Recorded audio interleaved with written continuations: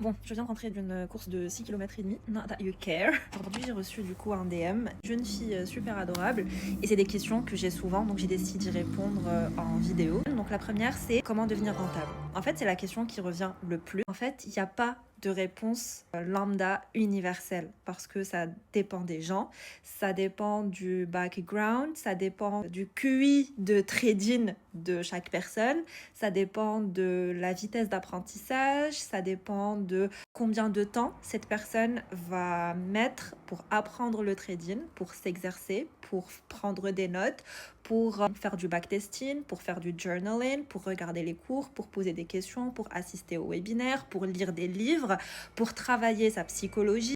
En fait, il y a tellement de choses, c'est fou et ça m'énerve un peu, ça me vénère, on va pas se mentir, parce que c'est pas contre la fille ou contre les personnes qui m'ont posé les questions, hein, mais c'est de manière générale. Et en fait, on peut pas blâmer les personnes qui pensent ça, parce que en fait, c'est la faute de toutes les personnes sur les réseaux qui font croire que le trading est facile, qui font croire que du jour au lendemain, on peut devenir rentable en trading, qui font croire que faire des 1000 $ ou des 1000 € ou peu importe par jour en trading, c'est quelque chose de facile, qui est facilement atteignable et surtout, et c'est ça qui me vénère le plus, rapidement atteignable.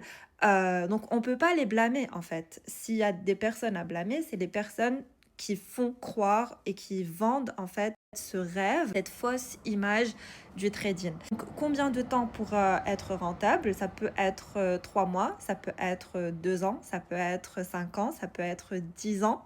Ça dépend de qui tu es, ça dépend de ton mindset, ça dépend du travail que tu dois faire sur ton développement personnel, ça dépend de combien de temps tu peux investir par semaine pour apprendre le trading. Alors, je ne vais même pas parler de capital parce qu'en vrai, en fonction de ce que vous tradez, le capital n'est pas un problème. Alors, faut avoir au moins 600 $, c'est ce que les brokers des options recommandent. D'autres, c'est 1000 en fonction de ce que vous voulez trader, mais avec 600 $, vous pouvez commencer.